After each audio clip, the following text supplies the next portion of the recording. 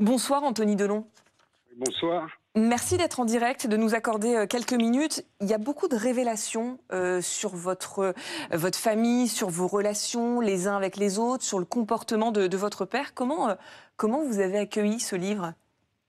Alors effectivement, il y a beaucoup de révélations. Après, reste à savoir celles qui sont vraies et celles qui sont fausses. Si vous voulez, moi, je condamne pas le travail des deux journalistes parce qu'eux, ils ont fait leur travail. Apparemment, il y a eu 1 an d'enquête. Ils ont beaucoup travaillé. Mais ensuite, il faut quand même prendre ça avec avec un peu de, avec un peu de distance. Parce que je crois qu'il y a beaucoup d'intervenants, beaucoup d'informations. Et voilà. Et dans ce genre d'aventure, je dirais, il y a aussi beaucoup de gens qui racontent des choses, qui s'emballent, qui tirent la couverture à eux ou qui règlent des comptes.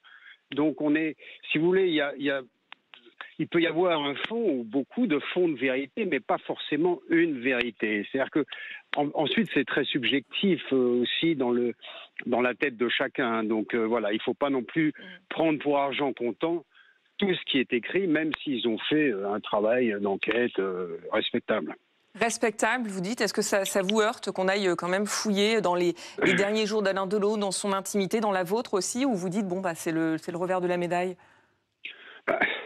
Écoutez, depuis qu'il est parti, je trouve qu'il y en a eu beaucoup trop. Des biographies, des gens qui sortent des tiroirs de prison, qui racontent des histoires parfois très dures, humiliantes. Et c'est vrai que j'ai été, en tout cas, de tout ce que j'ai vu jusqu'à aujourd'hui, quand même assez choqué. Parce que j'ai envie de dire... Pourquoi est-ce qu'ils ne l'ont pas fait ? Je ne parle pas de Vignon et de son acolyte, je parle de ce qui est sorti avant. J'avais envie de dire, pourquoi est-ce qu'ils ne l'ont pas fait pendant qu'il était encore vivant ? Voilà. Maintenant, eux, ils ont décidé de faire cette enquête. Il y a des choses qui sont dites et que je trouve dérangeantes. Mais c'est comme ça. Le livre, je le disais, fait beaucoup de révélations et notamment, il révèle l'existence d'un second testament qui fait d'Anouchka la seule héritière du droit moral de votre père. Donc, autrement dit, elle aura le dernier mot concernant l'utilisation de l'image, le nom des œuvres d'Alain Delon. Est-ce que déjà vous confirmez l'existence de ce second testament ? Alors, déjà, c'est un effet d'annonce. Genre, le deuxième testament, le truc qui était caché, qui est sorti d'une boîte comme ça. Non, il était dans celui qu'on a découvert tous ensemble au mois d'août. Après, si vous voulez, effectivement, vous allez peut-être me poser la question, puisque mon avocate en a parlé. C'est vrai que quand je l'ai appris, ça m'a dans un premier temps blessé, parce que c'est plus psychologique. Maintenant, il faut savoir une chose, c'est qu'il ne faut pas confondre le droit moral. Parce que là, j'ai entendu un petit peu, ou j'ai lu certaines choses, en fait, les journalistes ou Laurence Piot confondent un peu le droit moral avec le droit à l'image. Le droit moral sur une œuvre, dans le cas d'Alain Delon, c'est quasiment une coquille vide. C'est-à-dire que, si vous voulez, Alain Delon était interprète. Il était producteur, il a vendu son catalogue à Pathé, et ensuite il était interprète. Donc, si vous voulez, le droit moral sur une œuvre, elle s'applique beaucoup plus, elle s'applique d'ailleurs essentiellement à l'œuvre d'un auteur, d'un peintre, d'un écrivain, d'un scénariste, d'un réalisateur, d'un sculpteur. Mais dans son cas à lui, en fait, si vous voulez, il n'y a pas... C'est comme pour un chanteur qui ne serait qu'interprète. Là, le droit moral, c'est une coquille vide. Maintenant, il y a aussi un autre facteur qui est la société Hadid, avec effectivement des dépôts de marque, la marque Alain Delon, l'utilisation de la marque Alain Delon. Ça appartient, et je connais bien le problème, parce que moi aussi j'ai une marque de cuir, ça appartient à Hadid, qui est aujourd'hui, dont Anouchka est la seule actionnaire. Oui. Mais ça n'a rien à voir avec le droit moral. Mais ensuite, si c'est une coquille vide, Anthony Delon, comme vous dites, malgré tout, il y a l'existence symbolique de ce second testament. Est-ce que ça c'est quelque chose qui vous a blessé ? Mais je vous l'ai dit, c'est psychologique. Je dis, ça m'a blessé, bien sûr, évidemment, parce que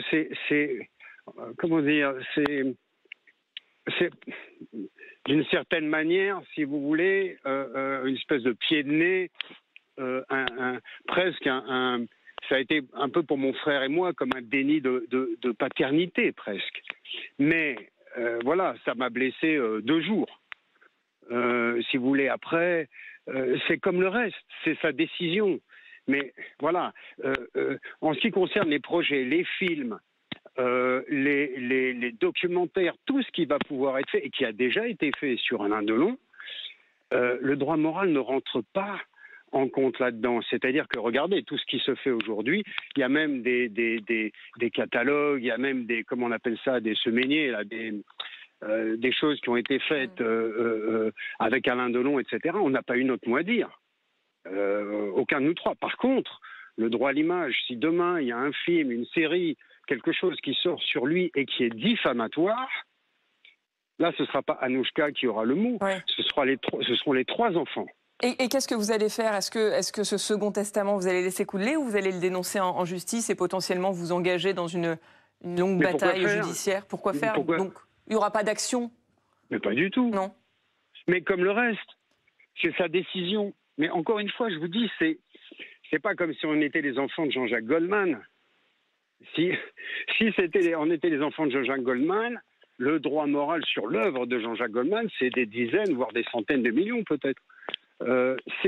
C'est juste un problème moral, encore une fois psychologique, et c'est vrai que voilà, moi ça m'a un peu remué, ça m'a attristé, mon frère aussi, mais après on est passé là-dessus, tant pis, c'est pas, si vous voulez, ça implique pas grand-chose en fait, pas grand-chose. Puisque demain, si mon frère et moi, ou si mon frère veut faire un prix Alain Delon, il peut le faire. Anthony Delon, bonsoir. Ouais. Bruno Bonsoir. Jeudi. Vous disiez que c'était sa décision, à votre père, Alain Delon, d'établir ce deuxième testament. Quel est l'état de vos... Excusez-moi, c'est le seul dont on avait connaissance. Je ne sais pas pourquoi vous parlez d'un deuxième testament. Je cite le livre, Anthony Delon. Ah, pardon, excusez-moi. Mais non, en fait... mais pardonnez-moi, juste, quel est l'état de vos relations avec votre sœur Anouchka aujourd'hui? Non, mais écoutez, aujourd'hui, on se parle cordialement. On essaye de faire avancer les choses. Voilà, on est des adultes. Je pense que, je veux dire, tout ça maintenant est derrière. Et il faut regarder devant. Encore une fois, si vous voulez, les choix de mon père, ce sont les siens. Si vous voulez, que ce soit pour la succession, le droit moral, elle, si vous voulez, elle y est pour rien, c'est son choix à lui. Donc voilà, il faut l'accepter, c'est tout, c'est comme ça. Sur votre relation, Anthony Delon, avec Anouchka et avec Alain Fabien, le livre décrit un climat très particulier. Il parle de Douchy comme un nid d'espions et il cite Alain Fabien qui explique qu'il y a des jours entiers où j'ai enregistré Anouchka. Le livre raconte aussi les hommes de sécurité qui notaient tout dans les registres, les infirmières de Delon qui voyaient leur téléphone portable fouillé. Il y avait un climat de défiance comme ça entre vous? Non, mais d'abord, je pense pas que le téléphone des infirmières ait été fouillé. Mais encore une fois, si la sécurité a fouillé les téléphones des infirmières, ça n'a rien à voir avec nous. Après, si Alain Fabien a dit qu'il avait enregistré des heures entières, ça le regarde, c'est son problème. Mais je veux dire, personne ne s'est espionné. Maintenant, c'est vrai qu'il y a eu un service de sécurité qui a été là au début et qui a été mis dehors. Et c'est vrai que ce service de sécurité, au lieu de simplement noter les entrées et les sorties comme il doit le faire, se permettait a tenu un carnet avec des commentaires sur chacun d'entre nous, et notamment sur mon père. Et le jour où j'en ai pris connaissance, voilà, je me suis même demandé s'il ne voulait pas écrire une pièce de théâtre. Donc on l'a récupéré, on les a foutus dehors, c'est tout. Est-ce que ça explique aussi peut-être la paranoïa d'Alain Delon qui est décrit dans le livre sur les 6 derniers mois de sa vie, notamment le fait qu'il avait constamment une arme sur lui, enfin dans son lit, qu'il dormait avec une arme chargée? Non, alors écoutez, d'abord, vous savez, il a souffert de ce qu'on appelle de démence vasculaire. Donc, c'est quelque chose qui va en s'aggravant depuis l'AVC. Hein. Donc, c'est quelque chose qui va en s'aggravant. Et très souvent, je veux dire, les gens qui ont ce genre de pathologie, eh bien, il y a des moments où effectivement, les peurs ressortent, les angoisses ressortent, le caractère s'amplifie.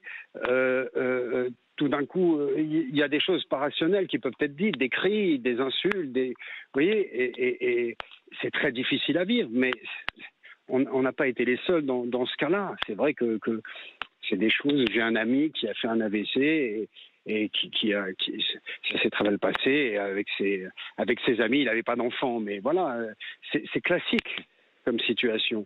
Il y a quand même une anecdote qui est terrible que raconte Alain Fabien. Il parle d'un soir de septembre 2023. Il dit: je suis allé acheter un kebab avec un garde du corps et Alain Delon avait braqué un pistolet sur lui à son retour. Et à partir de ce moment-là, il a placé de fausses balles dans l'arme de votre père. Est-ce que vous-même, vous avez vécu des épisodes de paranoïa de la sorte? C'est pas la paranoïa, c'est qu'il a dû avoir peur. Je sais pas, j'étais pas là, mais il a été acheter un kebab. Je connais pas l'histoire, mais peut-être qu'il est rentré dans la chambre de mon père, puisqu'il dormait en bas dans la maison, c'était plus sa chambre en haut, et que tout d'un coup, effectivement, il avait pas le pistolet dans son lit, il était à côté, sur la table de nuit, et peut-être qu'effectivement, j'en sais rien, il a braqué sur le garde du corps qu'il connaissait pas, qu'il n'a pas reconnu. Anthony Delon, le livre revient aussi longuement sur Hiromi, la femme que vous avez présentée comme une dame de compagnie de votre père. Dans le livre, on lit que Alain Fabien notamment explique que c'était pas une dame de compagnie, c'était la dernière compagne de votre père. Qu'est-ce qu'il en est exactement? Alors, est-ce que vous confirmez? Alors, si vous voulez, j'ai effectivement lu ça. Je dis, j'ai pas lu le livre. Hein, moi, j'ai lu. Il y a des gens autour de moi qui l'ont lu. On m'a fait un rapport. J'ai vu dans la presse certaines choses, etc. Moi, Hiromi Rollin, avant l'AVC, je crois que je ne l'ai jamais vu, ou alors je l'ai vu une fois, peut-être au-dessus de Boulogne, je ne sais pas. Pour moi, elle est apparue après l'AVC. Voilà. Elle était là. Ensuite, on m'a remonté des informations sur ses salaires, sur les notes de frais, les notes de salaire, etc., etc. Moi, à un moment, si vous voulez, je fais confiance. Il y a ce que je vois. Je parle pas de ce que j'ai pu lire. On faisait la sieste ensemble, etc. Moi, j'ai pas assisté à tout ça. Donc, dans ce conflit avec elle, à ce moment-là, si vous voulez, il y a ce que j'ai vu, ce que j'ai perçu, et puis après, il y a mon père. Donc, soit je lui fais confiance, soit je lui fais pas confiance. Il se trouve que je lui faisais confiance. Donc, si vous voulez, quand vous décidez de faire confiance à quelqu'un, eh bien, vous écoutez ce qu'il vous dit. Et après, il y a ce que moi, je vois. Mais je n'ai pas vécu ce qu'a vécu Alain Fabien. Vous savez, ce que les gens ont aussi tendance à oublier, c'est que ce soit Anouchka ou Alain Fabien, ils pourraient être mes enfants. C'est-à-dire que moi, je n'ai pas grandi avec eux. Eux, il y a eu une longue période de leur vie qu'ils ont passée à Douchy, et plus tard, peut-être, Alain Fabien en compagnie d'Hiromi Rollin. Moi, je n'ai pas connu tout ça. Moi, je suis arrivé après l'AVC. Voilà. Donc, moi, j'ai jamais vu Rollin faire la sieste ou je sais pas, se coucher à côté ou ces choses-là. Mais voilà, si lui le dit, je le crois. Ce Ce qui est effectivement ce qui frappe en fait quand on lit le livre, c'est parce que Alain Fabien, oui, dit c'était la compagne de mon père, c'était son infirmière, c'était sa compagne, elle gérait le domaine et c'est vrai quand on se rappelle de la façon dont elle a été expulsée du domaine de Douchy, dont elle a été expulsée de la famille et d'ailleurs dans le livre ça va encore plus loin, on raconte vraiment les détails de cet exil entre guillemets où il est dit que vous êtes allé jusqu'à brûler ses affaires à Héromy-Rollin, ses photos, ses journaux intimes, ses lettres, les cadeaux de l'acteur, même son diplôme d'école du Japon. Est-ce que c'est le cas? Non, mais c'est ce que je vous ai dit tout à l'heure. C'est-à-dire qu'en fait, dans ce genre d'aventure, chacun en profite soit pour tirer la couverture à lui, soit pour régler des comptes. Donc, si vous voulez, oui, j'ai lu pendant 3 jours la fumée noire, et d'ailleurs le 3e jour, elle était blanche. Vous voyez, tout d'un coup, on est au Vatican. Non, mais c'est n'importe quoi. Donc c'est des mensonges, ça? Non, mais vous imaginez, en plein mois de juillet, une fumée noire qui s'échappe. D'abord, si pendant 3 jours, il y a une fumée qui s'échappe de la maison, je ne sais pas ce qu'on a brûlé, mais c'est pas 3 papiers, c'est pas un livret scolaire, c'est pas je sais pas quoi. Non, il y a une bâtisse qui s'appelle l'Orangerie, qui est en contrebas de la maison, qui est un atelier où travaillent le bûcheron, les jardiniers, etc. Et il y a un énorme tas en permanence, quasiment en permanence, de détritus, de branches mortes, de tout ce qu'ils peuvent mettre dessus, des vieux bidons, des choses qui brûlent. Et peut-être qu'ils ont brûlé ça, mais c'est des feux énormes. C'est pas une cheminée, c'est des feux énormes. Anthony Delon. C'est peut-être ça qu'on a vu de Douchy, j'en sais rien, mais c'est pas. Écoutez.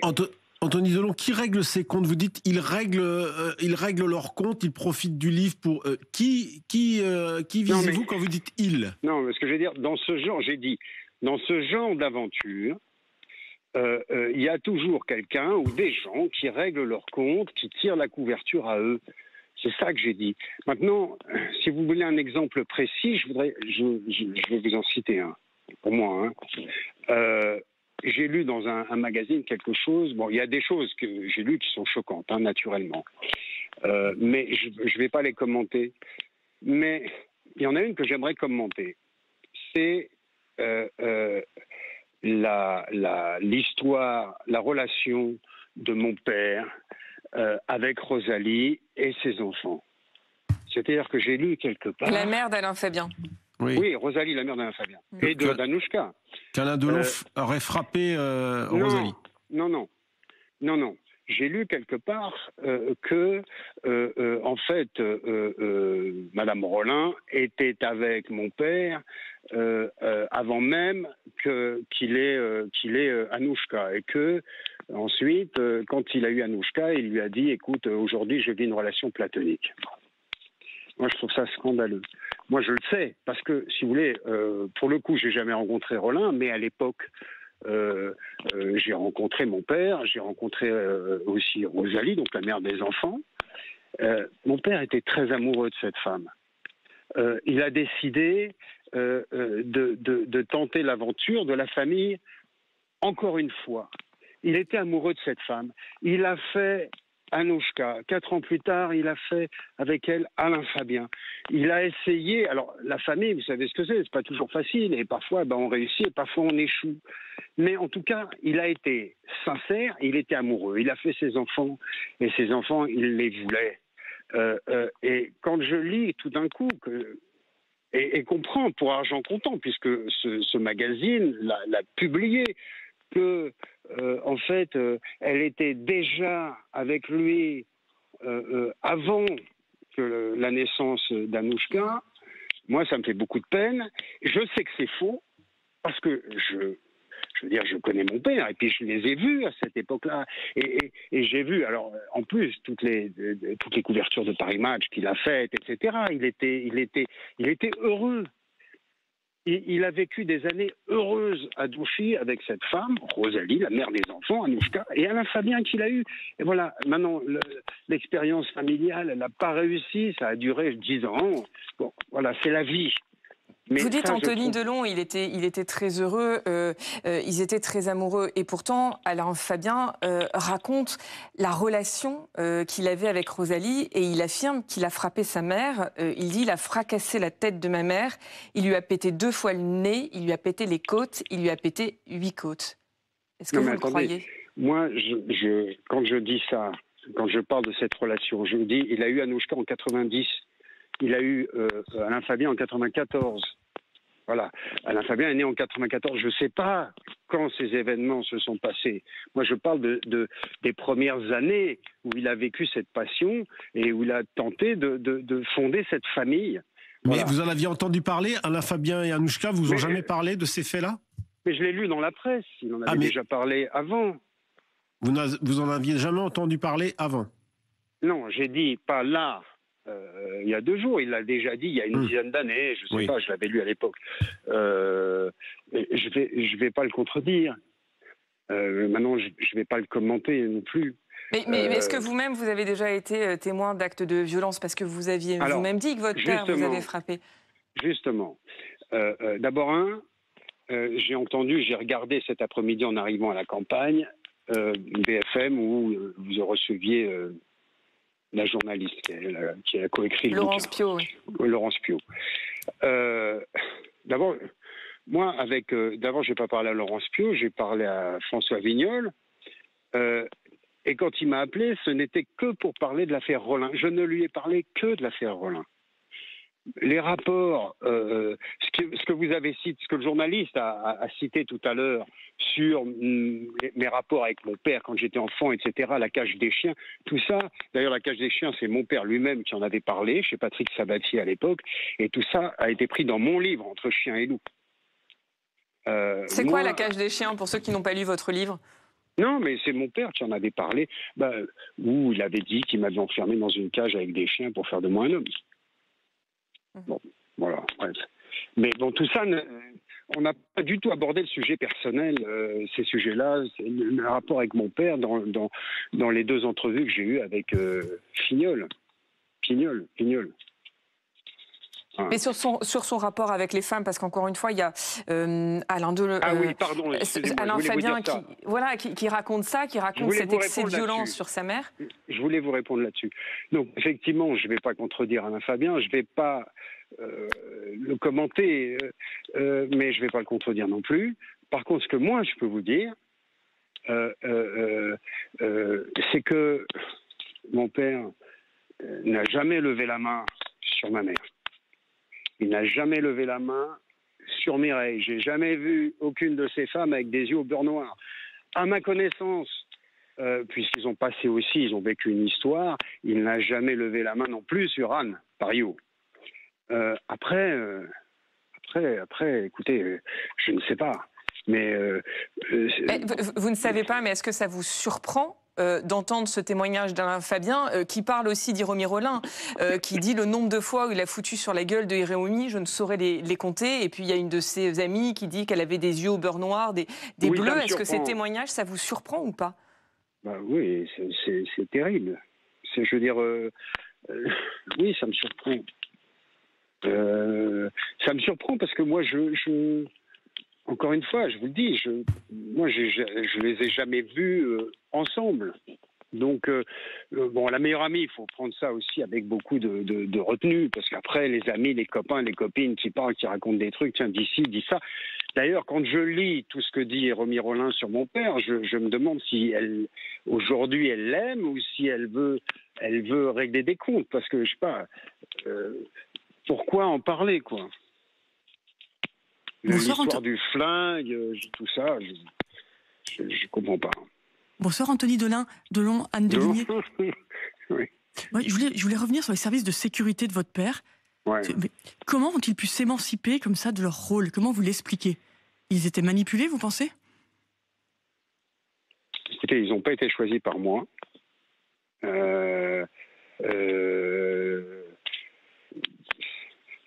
Ceux qui sont venus derrière et qui sont encore là aujourd'hui, ils ont été choisis par moi et ils ne se permettraient jamais de faire une chose pareille. Mais d'ailleurs, un de ces agents de sécurité a été parlé à la télévision. Et il a très sans doute parler aussi aux deux journalistes. Ben non, ils sont complètement sortis de leur rayon de compétences, leur domaine de compétences.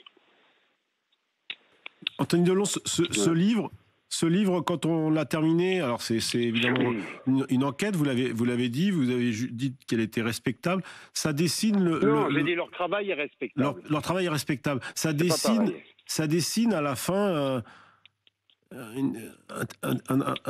un Alain Delon un portrait assez terrible de cet homme dans la relation qu'il a eue avec certaines de ses femmes. Alors, vous avez fait la séparation entre certaines, la relation qu'il a eue qu'il a avec vous, la question de l'héritage. Quel sentiment avez-vous avec la sortie de ce livre, d'un autre bientôt, de tout ce qui va se dire? Comment vivez-vous ce passage? Pourquoi vous dites d'un autre bientôt? Il y en a un autre qui va sortir encore? Il y a pas un livre de Hiromi aussi, non? Il y a pas... je crois qu'il y a un livre d'Hiromi aussi, Rollin, oui. Oh putain. Ouais. Mais écoutez, je trouve que c'est pas vraiment nécessaire. Franchement, je trouve que c'est pas vraiment nécessaire.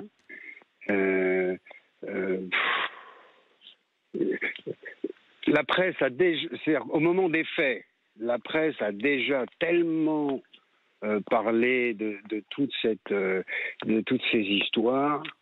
Mais bon, après, les gens, ils ont envie de faire des enquêtes, d'écrire des livres. Voilà, c'est comme ça. Et moi, si vous voulez, après, ce que je trouve un petit peu choquant, moi, c'est que les avocats, mais surtout les exécuteurs, peut-être les notaires, je ne sais pas, je n'ai pas vu les remerciements, mais en tout cas les gens qui étaient directement impliqués et concernés dans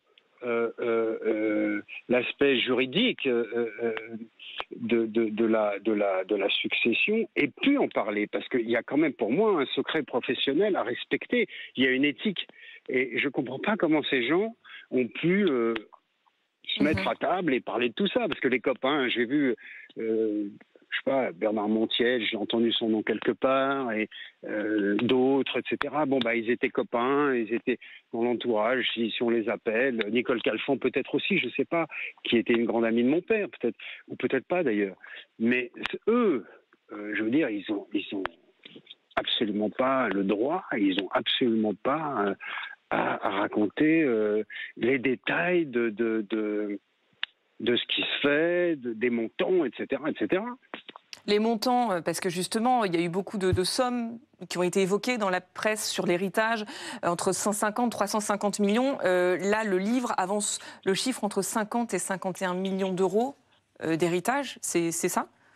Entre 50 et 51 je répondrai la même chose qu'à Vignol. Vignol, quand il m'a posé la question, j'ai dit, écoutez, ça ne vous regarde pas. Ça ne nous regarde pas, donc? Non, c'est ce que j'ai dit à Vignol. Après, je vous dis, écoutez, no comment. On a pu se poser la question, mais je vous pose la question de l'héritage, parce qu'on a pu se poser la question de l'extérieur. Est-ce que toute cette bataille entre frères et sœurs, cette querelle, est-ce que tout ça c'est lié à l'héritage? Le livre fait une autre analyse et parle d'une course à l'amour paternel. Là aussi, ça plonge dans votre intimité. Je vais citer un extrait du livre où il est dit « Alain, Fabien et Anthony attendent la même chose. Un geste d'amour qui tarde à venir. Chacun joue sa partition, se venge des humiliations de l'enfance. Être aimé de la même façon, au moins sur la fin, on pourrait l'envisager. » Est-ce que c'est une analyse juste qui est faite? Non. Non, elle n'est pas juste. Pour la simple et bonne raison. D'abord, comme je vous ai dit tout à l'heure, Alain, Fabien et moi, on a 30 ans d'écart. On ne peut pas penser la même chose. On ne peut pas attendre la même chose. Moi, j'ai réglé mes problèmes. Si vous lisez mon livre Entre chien et loup, c'est un livre qui parle de résilience, c'est un livre qui parle de pardon. Moi, j'ai fait la paix avec mon père. J'ai fait la paix avec lui il y a longtemps. Si vous voulez. Moi, j'ai été là jusqu'au bout par amour et par sens du devoir. Parce que c'est quelque chose qu'on m'a inculqué. Parce que les gens qui m'ont aimé, les gens qui m'ont élevé quand j'étais gamin, ils m'ont inculqué ça. Donc, Alain Fabien et moi, les gens font, enfin les journalistes ou certains avocats parce que ça les arrange, on fait des amalgames, mais on n'est pas les mêmes. Moi, j'ai pas grandi avec eux. La fracture qu'il peut y avoir entre un frère et une sœur, justement cette préférence dont tout le monde parle. Lui, il l'a vécu au quotidien depuis sa naissance. C'est terrifiant. Mais moi, j'ai pas vécu ça. Moi, quand j'ai rencontré Anouchka et Alain Fabien, j'avais 2 enfants, j'étais marié, j'avais 35 ou 37 ans. J'ai pas vécu ça. Et puis on s'est vu un petit peu, on a été une fois en vacances, on a passé un Noël, puis après je les ai perdus. Je les ai retrouvés à 14 ans. Enfin, Anouchka, on avait 14, Alain Fabien 10. En fait, quand toute cette histoire a commencé, c'est vraiment là que j'ai commencé à les découvrir. Alors c'est vrai que c'est les 2-3 années qui ont précédé 2023, on avait fait les 80 ans de mon père, enfin il y a 8 ans. On avait fait les 80 ans, on avait fait un Noël ensemble, etc. Mais on pense pas la même chose, on vit pas la même chose, on n'a pas le même âge. Ils pourraient être mes enfants. Donc non, mais je voudrais dire un truc, je ne sais pas si c'est dans le livre, mais il faut savoir que mon père a fait un très beau cadeau à Alain Fabien. Il en a fait la dernière année, justement, quand il était là. Il en a fait sa personne de confiance. Alors, je ne sais pas si c'est dans le bouquin ou pas. Mais je pense que c'est important. Je ne sais pas si lui l'a perçu. En tout cas, moi, je l'ai perçu. J'ai le sentiment que, quelque part, mon père avait essayé de réparer un petit peu. Avec Alain Fabien. Oui. En le faisant sa personne de confiance, je pense qu'il a essayé de réparer un petit peu avec lui. Et de réparer un peu la blessure, comme vous dites, que lui a pu vivre de cette préférence vis-à-vis d'Anouchka. Ouais. Moi, j'ai été enfant unique. Moi, je veux dire, on s'est bagarré à l'adolescence, quand j'étais jeune homme, jeune adulte, etc. On a eu des conflits, des choses. Mais moi, j'étais enfant unique. Je sais pas ce que c'est ça. Moi, si vous voulez, je n'avais aucun. Je veux dire, avant ce conflit qui a éclaté pour des raisons médicales, hein, rien à voir avec le testament, je n'avais pas de grief, moi, avec ma sœur. Et même le festival de Cannes. On en a parlé. Qu'est-ce qu'elle allait dire? Non, je viens pas si t'emmènes pas les garçons. Mais non. Donc en fait, même ça, moi, si vous voulez, encore une fois, vous vous rendez compte, ils pourraient être mes enfants. Donc si vous voulez, moi, j'ai fait mon travail. On réagit pas pareil. Tout le monde fait l'amalgame parce que c'est plus simple. Mais en fait, non. Donc, ce qu'ils ont dit sur la fin du bouquin, non, c'est une connerie. Ouais. Moi, mon père, je lui ai dit au revoir. Mais d'ailleurs, c'est ce que montre le livre. Hein. Le livre aussi, que derrière les rancœurs, les 3 enfants l'ont entouré vraiment dans ces derniers mois. Mais bien sûr, mais je lui ai dit au revoir. Mon père, il a perdu connaissance 6 jours avant de partir. Il n'était plus conscient. Moi, je lui ai dit au revoir 1 semaine avant. Ce que vous nous dites, Anthony Delon, c'est que vous étiez dans une relation apaisée dans les derniers mois avec votre père? Non, parce que c'était très difficile. Alors d'abord, il y a eu le conflit avec ma sœur, et on s'est un peu, mais ça j'en ai parlé, on s'est un peu accroché là-dessus. Mais ce qui était très difficile, c'est que c'est ce que j'ai expliqué tout à l'heure, c'est cet état de démence vasculaire, c'est-à-dire que tout d'un coup c'est sans filtre et donc parfois il était très agressif avec moi, mais il était aussi très agressif avec les autres, et même avec Anouchka. Il a été agressif, il pouvait être agressif comme ça parce que c'est comment dire, c'est les conséquences de l'AVC. Et est-ce que le livre va changer vos relations? Donc pour moi, c'était difficile parce que, si vous voulez, moi je suis un homme, je suis un père, et que d'ailleurs il y a encore un de ses amis qui a son âge, qui est toujours vivant. J'en parlais avec lui et je lui disais c'est très dur parce que des fois il me criait dessus et il me disait mais non, tu sais bien que voilà, c'est comme ça, c'est la maladie qui fait ça, c'est la dégénérescence. Mais c'est vrai que c'est pas facile. Mais ça n'a rien à voir avec nos rapports, vous voyez. Nos rapports, on les a réglés. Après, les gens, ils sont venus jeter de l'huile sur le feu là-dedans. Tout le monde est venu s'en mêler. On raconte plein de choses. Mais moi, j'ai fait la paix avec lui. Je suis en paix par rapport à ça. Et est-ce que le livre va changer vos relations avec votre frère et votre sœur, vous pensez? Mais rien du tout. Ce livre, il va passer comme les autres, je pense. C'est pas... Oui. C'est pas... Enfin, ce livre... Il n'y a pas un avant et un après. Ben non, enfin, vous le savez très bien. Comment vous vivez, vous, votre deuil, moins d'un an après le décès de votre père? Écoutez, ça a été compliqué, hein, bien sûr. Moi, j'ai perdu ma mère en 2021. Donc, si vous voulez, ça a été très, très difficile pour moi. Donc, celui-ci est venu se rajouter derrière.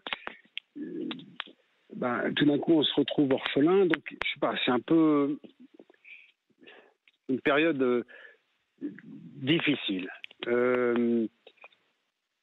Et c'est vrai que justement, par rapport aussi à ces derniers mois qui ont été difficiles, de choses que j'ai vues qui étaient pas faciles à vivre. Je savais pas par quel bout le prendre, ce deuil. Et puis j'ai trouvé une façon de le faire, comment, et voilà. Et aujourd'hui, ça va bien. Je passe beaucoup de temps ici à Douchy pour le chien surtout. Et toutes ces tensions qui étaient là dans cette maison aujourd'hui ont disparu, et je trouve qu'il y a une belle sérénité ici. Et qu'est-ce que ça vous apporte justement d'être à Douchy? D'abord, c'est très beau, il y a des grands arbres, il y a beaucoup de chênes et j'aime les chênes. Et puis c'est la campagne, j'aime la campagne. Et puis je passe du temps avec le chien, et je travaille aussi. Voilà. Et il va devenir quoi, ce domaine de Douchy? Bon, écoutez, on va voir. Ça dépend un peu de chacun. Hein. Voilà. Bon, merci. Eh ben voilà, j'allais vous le proposer. Merci. Bonne soirée. Merci infiniment, Anthony Delon, d'avoir pris beaucoup de temps ce soir pour nous livrer votre réaction, vos émotions après ce livre.